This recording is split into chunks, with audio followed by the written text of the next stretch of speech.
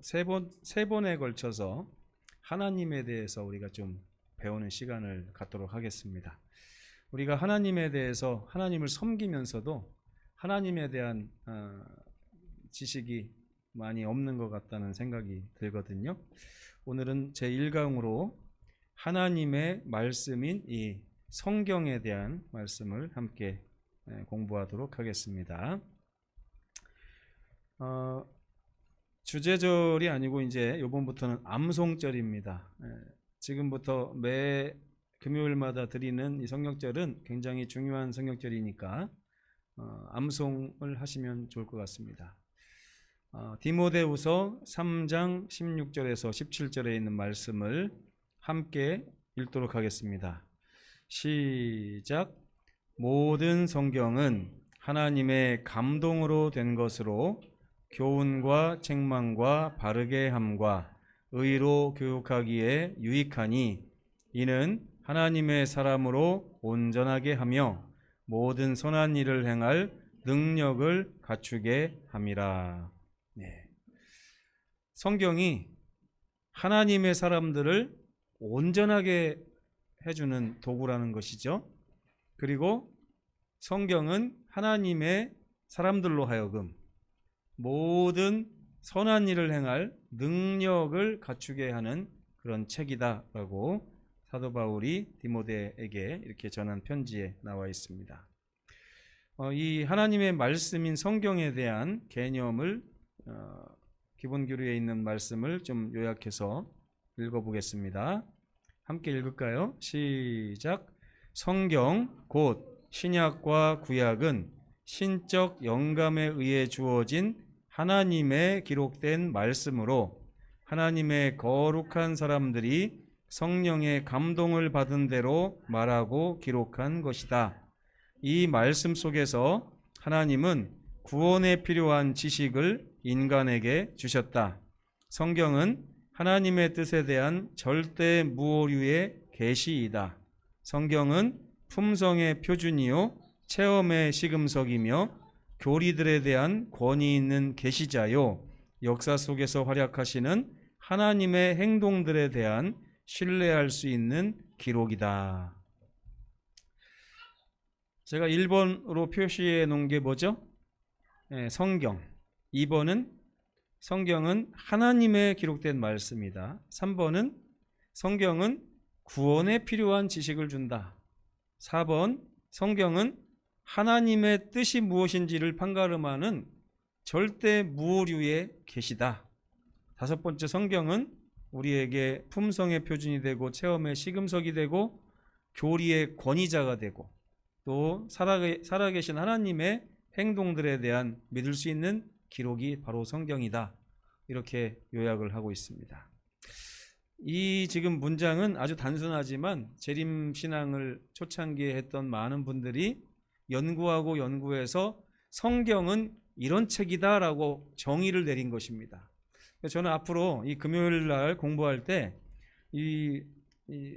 우리 대총회 성경연구위원회에서 교리를 만들면서 요약해 놓은 이 개념의 요약을 자세하게 좀 풀어서 설명하는 식으로 말씀을 좀 진행해 볼까 합니다. 첫 번째로 성경은 어떤 책인가? 성경은 구약과 신약으로 나눠져 있습니다. 구약이 뭐죠? 구약. 옛 구자에 약속할 때 약자입니다. 그래서 옛 약속 이런 뜻이고요. 신약은 새로울 신자죠. 그래서 새로운 약속 뭐 이런 뜻입니다.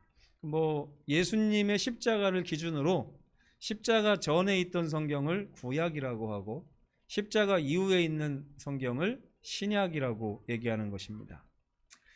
그래서 사람들에게 필요한 가장 좋은 약 2가지가 구약과 신약이라고 농담삼아 이야기하는 분들도 있습니다. 그런데 여러분, 구약은 몇 권이에요? 39권, 신약은 27권으로 돼 있고 구약은 929장, 신약은 260장으로 구성이 되어 있습니다. 구약을 기록한 선지자는 28명이고 신약을 기록한 선지자는 8명입니다. 이 기록 기간은 약 1600년이 걸려서 기록이 됐어요. 한 책을 1600년 동안 기록한 책이 세상에 있을까요? 없을까요? 없죠. 그러려면 어떤 사람이 1600년을 살아야 되잖아요. 그렇죠? 성경은 BC 1500년부터 구약이 기록되기 시작해가지고 1500년 동안 구약이 기록됐고 또 예수님 이후에 100년 동안 신약 성경이 기록이 되어 있습니다. 하늘나라 전화번호가 뭔지 아세요, 여러분? 하늘나라 전화번호? 네. 66권 그리고 3927 이렇게 하잖아요. 그죠? 그러니까 성경은 총 66권인데 구약이 39권, 그 다음에 신약은 27권. 외우기도 쉽습니다. 3927 이렇게 외우면 되잖아요. 그래서 하늘나라 전화번호는 제가 어렸을 때 어떤 목사님이 가르쳐 준 건데 66국에 3927번이라고 말씀을 하셨습니다. 기억하시기 바랍니다. 그리고 이 구약의 39권은 어떻게 구성이 되어 있냐면 구약과 신약은 다 5가지 종류로 나눠질 수가 있습니다. 구약은 모세가 기록한 율법서, 그리고 율법서는 창세기, 출애굽기, 레위기, 민수기, 신명기까지죠. 그 다음에 여호수아부터 욥기 전까지 에스더까지는 12권의 역사책입니다. 역사책. 그리고 욥기, 시편, 잠언, 전도서, 아가를 지혜문학서라고 하기도 하고 시가서라고도 하죠.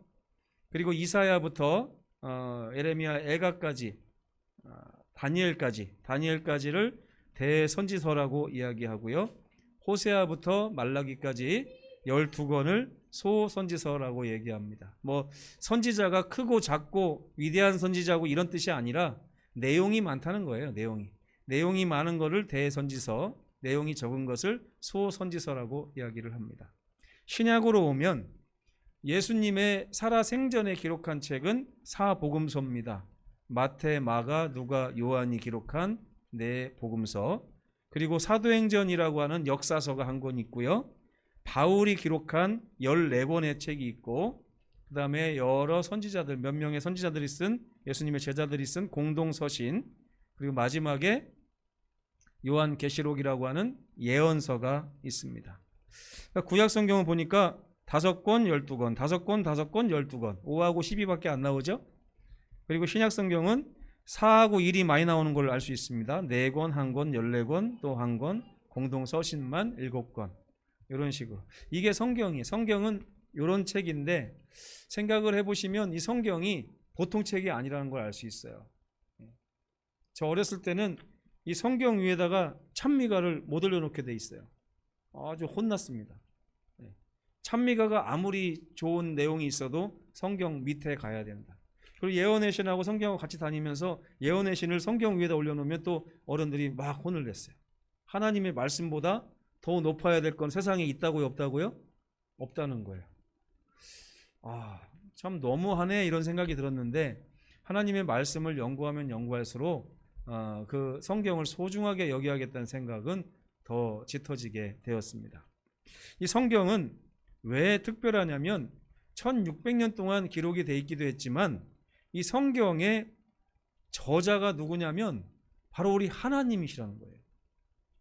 성경의 저자가 하나님이시기 때문에 이 책이 아주 특별하다는 것입니다. 성경이 하나님의 말씀인데 이것이 우리에게 오기까지 과정을 제가 네모칸 4개로 표현을 해놨죠.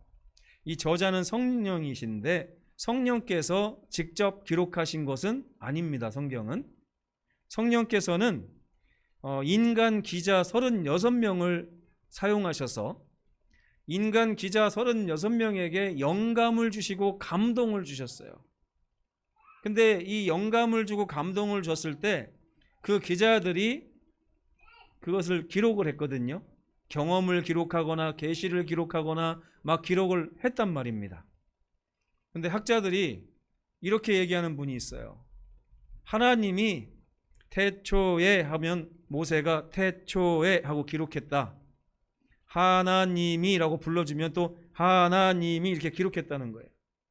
그렇게 믿는 분들이 있는데 이거를 축자 영감설이라고 합니다. 여러분 어떻게 생각하세요? 모세가 그렇게 기록했을 것 같습니까? 아니죠.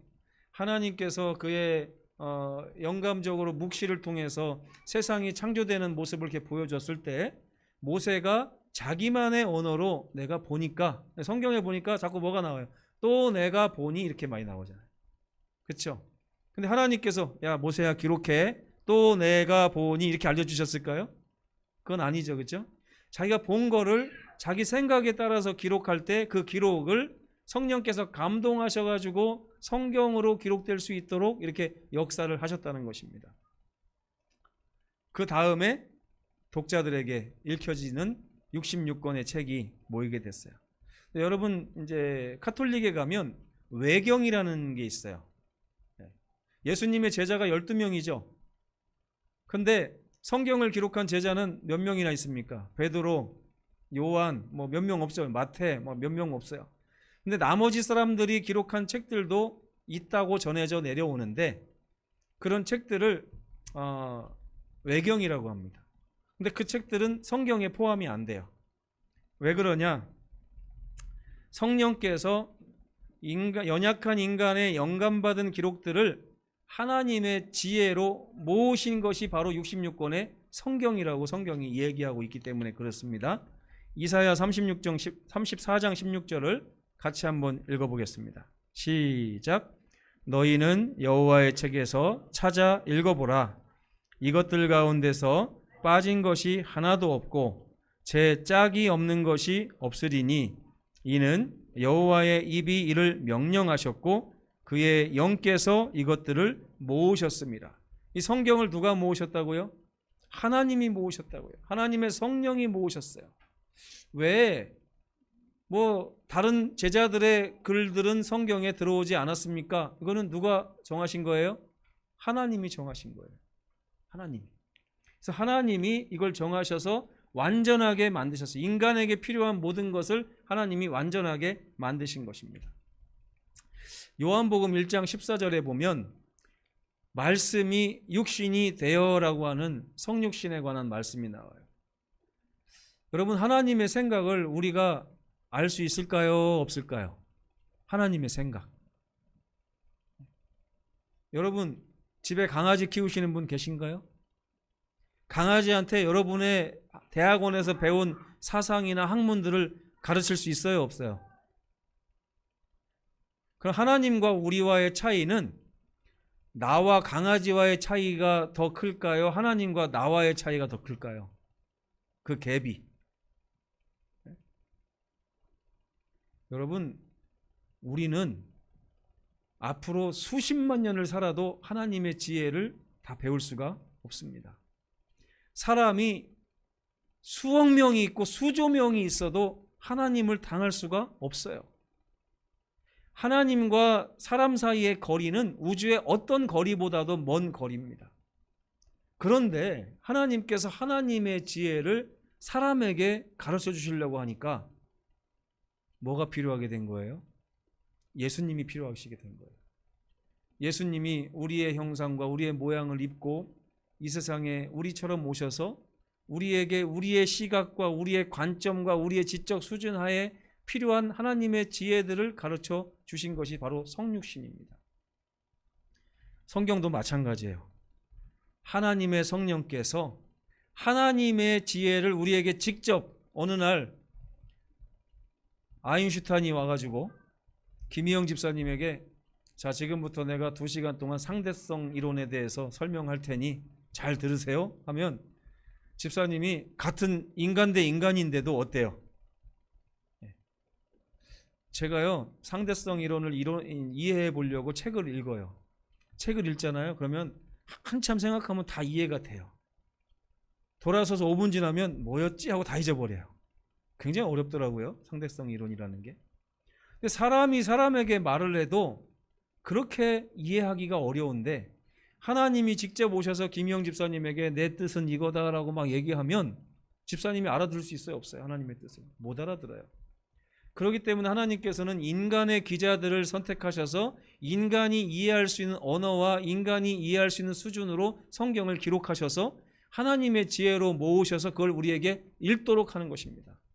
그래야만 우리가 하나님의 말씀의 거룩한 가운데로 자꾸만 성장해 나갈 수가 있기 때문에 그런 거예요. 이 성경의 초점과 목적은 뭘까요? 이 성경은 기록된 목적이 뭐냐면 인간을 구원하시고자 하는 하나님의 갈망 때문입니다. 하나님이 성경을 왜 기록했다고요? 구원해 주시려고요. 구원해 주시려고. 아니 지금 잘 살고 있는데 월급도요 꼬박꼬박 때 되면 잘 나오고 뭐 앞으로 통장에는 아이들 학비 뭐 나중에 결혼할 것까지 지금 다 모아놨고 건강관리도 잘해가지고 지금 뭐 앞으로 한 50년 동안은 까딱없이 살 것 같고 뭐 부족한 게 없습니다. 이런 분들에게 하나님께서 뭘 주시겠다는 거예요? 지금 구원을 주시겠다는 거예요. 구원을.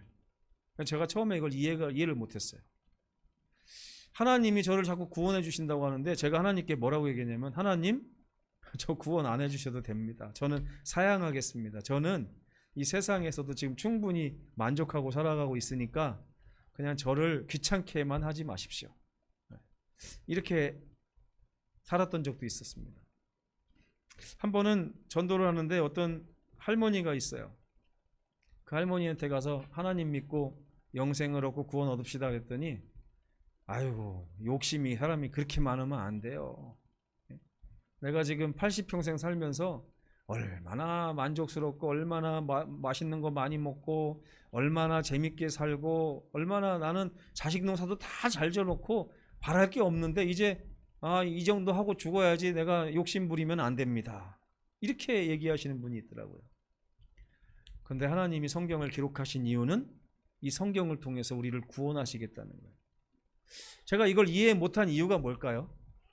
제가 이 하나님의 관점에서 볼 때는 우리가 지금 어떻게 보이는 거예요?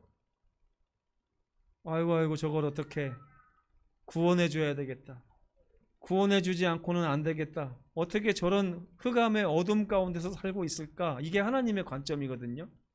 베드로전서 2장 9절에 보면 하나님은 우리를 어두운 데서 불러내셔가지고 그분의 기이한 빛 가운데로 이끄시는 것이 하나님의 뜻이고 목적이라고 말씀하셨어요. 근데 여러분 제가 이거를 여러분들이 아니라 일반 사람들에게 이 얘기를 하잖아요. 그들 표정이 어떨까요? 이게 무슨 귀신 신하라 까먹는 소리냐. 나랑 전혀 상관없는 말처럼 그들이 받아들이더라고요. 그렇죠?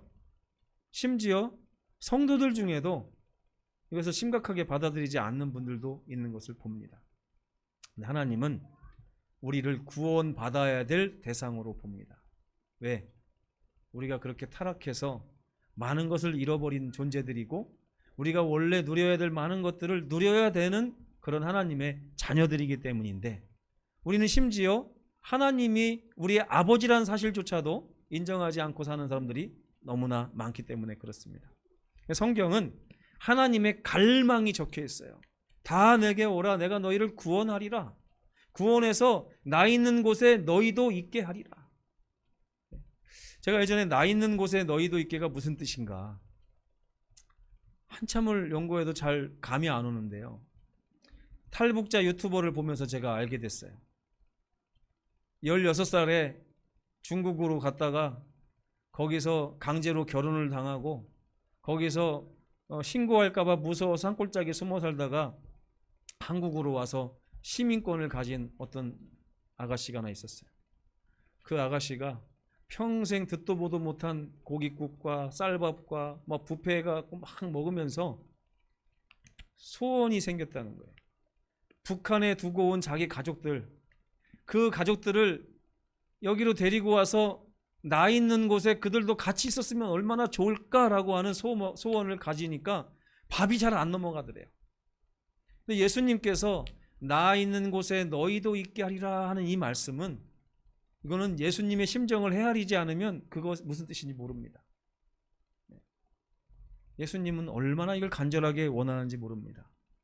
그래서 인간을 구원하고자 하나님께서는 계시, 즉 열어서 보여주는 하나님의 지혜를 열어서 성경에 보여주셨는데 이 성경의 계시는 세 가지 부분으로 나눠집니다.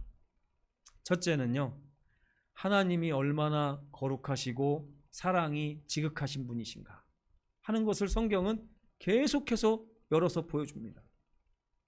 두 번째는요, 반대로 인간이 하나님을 떠나고 나서 얼마나 그 본성이 타락했고 얼마나 속절없으며 얼마나 지금 낮은 곳에 떨어져 가지고 고생하고 수고하며 살고 있는 그 인간의 아주 불쌍한 모습을 성경은 자꾸만 보여줍니다. 제가 성경 연구하면서 이거를 깨닫게 되니까 어느 순간 거울을 보면서 이런 생각이 들어요. 머리를 빗으면서도 옛날에는 이렇게 하면 좀 멋있네 이렇게 했다가 성경을 알고부터는 어떻게 해요? 너 참 불쌍한 존재였구나. 너 참 불쌍한 존재였어. 내 자신이 얼마나 불쌍한 존재인지를 성경이 자꾸 알려줄 때마다 제가 마음에 소망이 생기는 거예요. 그럼 나는 어떻게 해야 되지? 나 어떻게 해야 되지? 나 원래 여기서 이렇게 살아야 될 사람이 아니구나 하는 것을 성경이 알려주는 것이죠. 성경의 또 다른 부분은 뭐예요? 하나님께서 하나님의 거룩함, 사랑 보여주신 다음에 우리의 타락한 아주 속절없는 모습을 보여주시고 나서 너희도 나 있는 곳에 와서 살 수 있으니 내가 제시한 영생의 길에 서도록 하라. 하나님께서 제시하시는 해결책을 보여주는 것이 바로 성경입니다. 그래서 이 성경 계시의 세 부분, 하나님의 사랑과 인간의 타락의 본성과 하나님의 해결책을 세 가지를 다 동시에 보여주는 그 집대성한 집약체가 뭐냐면 바로 십자가입니다. 십자가에는 하나님의 무한하신 사랑이 기록되어 있어요. 십자가에서는 인간이 얼마나 지금 처절하고 불쌍하고 사망의 형벌을 당해야 되는 존재인지가 기록되어 있습니다. 또 십자가에는 예수님을 통한 생명의 길도 기록이 되어 있는 거예요. 이게 바로 성경의 핵심이라고 하고 초점이고 목적이라고 할 수가 있는 것입니다. 요한복음 3장 16절 다 함께 읽겠습니다. 시작. 하나님이 세상을 이처럼 사랑하사 독생자를 주셨으니 이는 그를 믿는 자마다 멸망치 않고 영생을 얻게 하려 하심이라. 이게 바로 성경이에요. 마틴 루터가 지구상의 성경이 다 불타버리고 하나도 없어도 요한복음 3장 16절만 남아있어도 구원을 받기에 부족하지 않다 이렇게 고백을 했습니다. 이 안에 하나님의 사랑, 인간의 타락한 본성과 그 운명 그리고 하나님의 해결책이 다 제시되어 있기 때문에 그런 것입니다. 이 성경은 특징이 있습니다. 아주 가장 큰 특징이 뭐냐면 오류가 없다는 거예요. 하나님의 뜻에 대한 오류가 없다는 말이에요. 그 성경 자체가 오류가 없다는 게 아닙니다. 성경에는 분명히 오류가 있어요. 제가 말을 잘해야 되는데 어떤 오류가 있냐면 번역의 오류도 있어요. 번역의 오류. 번역본이 돌아다니면서 이 나라 말을 저 나라 말로만 옮기다 보니까 오류가 생깁니다. 이렇게. 그 다음에 어떨 때 보면 숫자의 단위 같은 것이 막 헷갈리게 써 있어요. 또 낮과 밤의 개념들이 다르기 때문에 또 계절이 다르기 때문에 문화가 다르기 때문에 약간 이렇게 오류가 생길 수 있습니다. 그런데 성경은 하나님께서 모으신 인간의 불완전한 기록들을 하나님이 모으셔서 완전하게 하신 것이기 때문에 그 안에는 하나님의 뜻이 숨겨져 있는데 그 뜻은 오류가 있다고요, 없다고요? 오류가 없는 거예요. 1600년 동안 기록한 책이 제일 처음에 기록한 욥기에서부터 제일 마지막에 기록한 요한복음에 이르기까지 다 맞춰보면 아까 뭐라고 읽으셨어요? 다 짝이 있다고 그랬어요. 다 짝이 있다고. 맞지 않는 것이 없다고 성경에 분명히 기록이 되어 있습니다. 성경은 하나님이 완전하게 짜맞춰 놓은 퍼즐처럼 완전 무결하게 하나님의 뜻을 나타낼 수 있는 도구가 된 것입니다. 그래서 구약과 신약을 서로 다르게 이해하는 분들이 있거든요. 교파가 여러 교파가 있어요. 어떤 교파는 구약만 신봉하는 교파가 있습니다. 이스라엘 같은 나라들은 신약이 없어요. 그냥 성경이에요. 또 어떤 교파는 구약은 내려놓고 신약만 믿는 개신교 어느 종파들은 있습니다. 또 어떤 종파들은 두 개를 다 믿는데 구약은 이제는 옛날 거기 때문에 좀 내려놓고 신약만 있어도 된다 이렇게 얘기하는 종교가 있어요. 기독교가. 그러나 성경은 분명히 얘기합니다. 하나님께서 모으신 66권의 이 책은 구약과 신약이 다 서로 모순되지 않고 맞아떨어진다. 구약을 왜 버렸을까요? 신약에서 이해한 성경과 구약에서 이해한 성경이 왠지 다르니까 버린 것입니다. 이스라엘 백성들이 왜 신약을 버렸어요? 그들이 구약에서 예언한 메시아가 예수님이라는 사실을 부정하기 때문에 버리는 것입니다. 근데 성경의 구약은 이제 앞으로 오실 메시아 예수님에 대한 말씀을 기록해 놓았고요. 신약 성경은 이미 오셔서 십자가를 지신 예수님에 대해서 기록을 해 놓으셔서 이 두 구약과 신약은 딱 맞아떨어지게 돼 있는 거예요. 그래서 구약에는 예언이나 상징이 기록되어 있고 신약은 예수님의 생애와 제자들의 기록을 통해서 기록이 된 것입니다. 모순되지 않아요. 근데 여러분 가끔 성경 공부를 하다 보면 모순점을 발견할 때가 있습니다. 그럼 성경이 모순이 있는 걸까요? 아니면 다른 이유가 있는 걸까요? 제가 성경 공부를 해보다 보면 말이 안 된다고 난 성경 못 믿는다 이런 분이 있어요. 근데 여러분 성경이 모순되는 것이 아니라 우리가 하나님의 말씀에 대한 이해가 부족한 것입니다. 그렇게 인정하고 하나님 앞에 서야 돼요. 그렇지 않으면 곁길로 가게 돼 있습니다.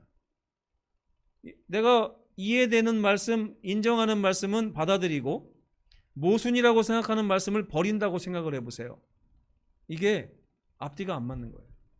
그렇기 때문에 우리는 성경에서 모순을 발견할 때마다 자꾸 어떻게 해봐야 돼요? 성경의 이곳저곳에서 끄집어내서 어떤 말씀이고 그것이 무슨 뜻을 함축하고 있는지를 자꾸만 연구해 봐야 되는 것입니다. 그래서 학자들은 이렇게 얘기해요. 구약은 신약의 기초가 되는 책이고 신약은 구약에 가려졌던 신비를 설명하는 책이다.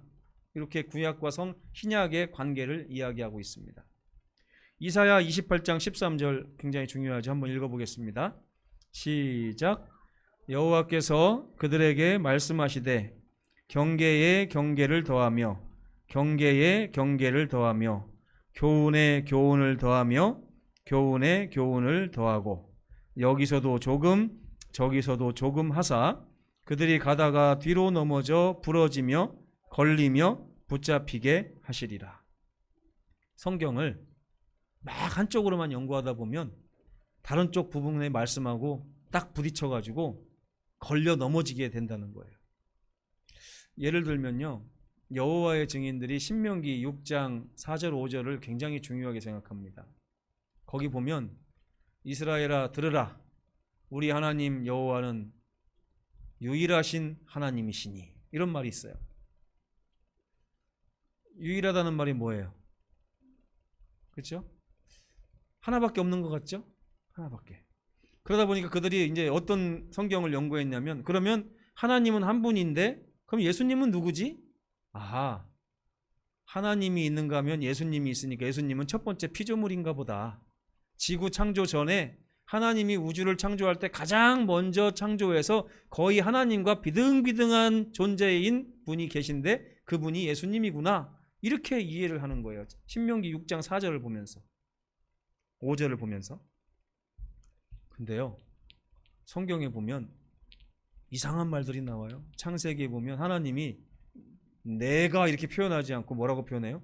우리가 이렇게 표현합니다. 이사야에도 보면 내가 누구를 보내며 누가 우리를 위하여 갈고, 이런 말도 있고, 스가랴서에 보면요, 만군의 여호와께서 나를 너희에게 보내셨는데 나는 만군의 여호와다, 이런 말씀도 있어요. 또 소돔과 고모라에서 아브라함에게 나타나셨던 하나님이 소돔과 고모라를 멸망시킬 때 어떤 말이 있냐면 19장에 만군의 여호와께서 하늘에 있는 여호와께로부터 불을 내려서 소돔과 고모라를 멸망시키셨다, 이런 말들이 나와요. 그러면 신명기 6장에는 오직 한 분이신 여호와를 말씀하셨는데 다른 데 보면 여호와가 많이 나오잖아요. 그럼 이게 두 가지를 맞춰봐야 되는 거예요. 이거를 믿고 이것을 버릴 것이 아니라, 이걸 믿고 이걸 버릴 것이 아니라 두 가지가 다 맞도록 맞춰서 이해를 하는 것이 성경을 잘 이해하는 방법 아니겠습니까? 그래서 나온 것이 삼위일체라는 거예요. 여러분, 똑같은 비슷한 말이 뭐가 있습니까? 부부일체. 들어보셨어요? 부부일체가 무슨 뜻입니까? 우리 최태식 장로님하고 장종숙 집사님이 일체라는 거예요. 일체. 한문으로 일체가 무슨 뜻이에요? 몸이 하나라는 거예요. 몸이 하나. 그럼 부부일체면 부부는 한 명입니까? 한 명이에요? 아니에요? 자녀에 대한 가지고 있는 사랑이나 뜻이 늘 일치하기 때문에 부부가 한결같이 한 사람처럼 자녀를 대하기 때문에 일치라는 것입니다. 하나님도 마찬가지예요. 이제 다음에 배우게 되겠지만. 아무튼 성경은 여기서도 조금 저기서도 조금 하면서 우리의 이해를 하나님의 지혜로 밝혀야 되는 것입니다. 자, 이렇게 성경에 대해서 배우셨는데 그러면 성경은 어떻게 사용하는 것이 바르게 사용하는 건지만 배우고 오늘 또 시간을 맞춰보도록 하겠습니다. 성경은 품성의 표준이라고 그랬어요. 여러분, 우리가 살면서 어떤 사람의 품성이 완전한지 잘 몰라요. 그죠? 여러분, 우리 교회에서 성격이 제일 품성이 좋은 사람이 누굽니까? 우리 교회에서 김남효 장로님이라고요? 네, 거기에 동의 안 하는 분도 분명히 있을 겁니다. 그죠? 또 어떤 분은 최태식 장로님 품성이 제일 좋다고 표현하죠. 또 어떤 분은 또 뭐 양종모 장로님 품성이 제일 낫다 이렇게 표현하는 분도 있어요. 근데 우리가 진정으로 누군가의 품성을 닮아서 나도 그런 품성을 가져야 된다면 세 분 중에서 누구를 쫓아야 될까요? 누구를? 어떤 게 정답일까요? 네? 그 좋은 점의 기준이 뭐예요? 자기 기준이죠. 그러니까 이제 이 시금석이 없는 거예요. 하나님께서 사람을 창조하시거나 사람에게 이런 품성을 가지고 살도록 하셨는데 그 품성이 어떤 품성이냐고 하는 것은 성경에 나온다는 거예요. 성경에서 보여주신 예수 그리스도의 품성을 우리가 시금석으로 삼아서 누구 품성을 담기 위해서 노력해야 되는 거예요? 아, 최 장로님이 품성이 너무 좋으니까 나는 최 장로님처럼 될 거야 라고 하는 목적을 가지고 사는 게 그리스도인이 아닙니다. 그리스도인들은 예수님의 품성을 바라보고 살아야 된다는 거예요. 그래서 성경이 필요합니다. 둘째, 체험의 시금석이라고 그랬어요. 성경을 귀로 듣기만 하고 흘려버리는 많은 분들이 있습니다. 그러면 안 돼요. 예준이처럼 그러면 안 됩니다.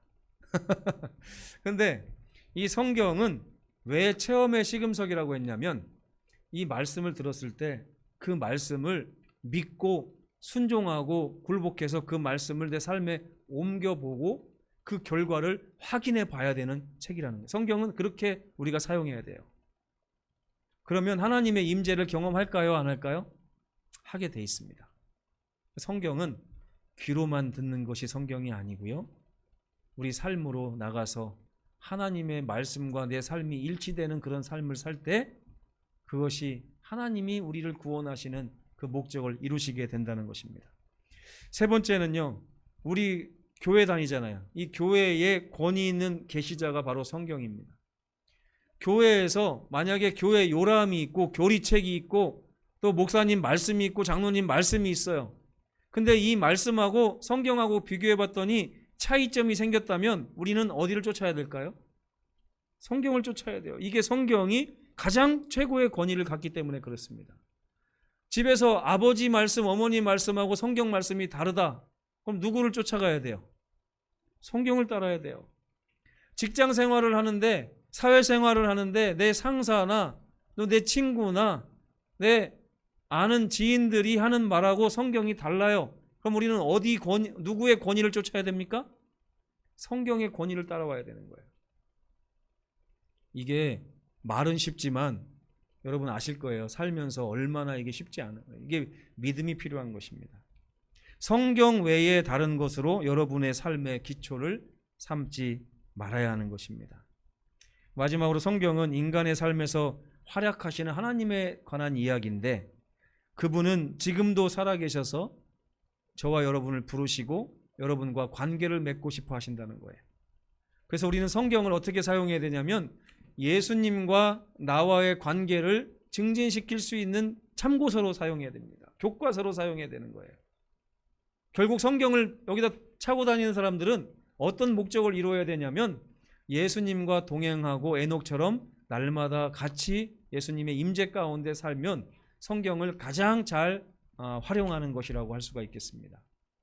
너희가 성경에서 영생을 얻는 줄 생각하고 성경을 상고하거니와 이 성경이 곧 내게 대하여 예수님에 대하여 증언하는 것이다 하고 예수께서 말씀하신 것처럼 하나님의 말씀이 성경의 권위를 인정하고 이 하나님의 말씀을 내 삶의 시금석으로 삼아서 그렇게 주님의 품성을 닮아가시는 우리 모두가 되기를 간절히 바라면서 첫 번째 시간을 마치도록 하겠습니다.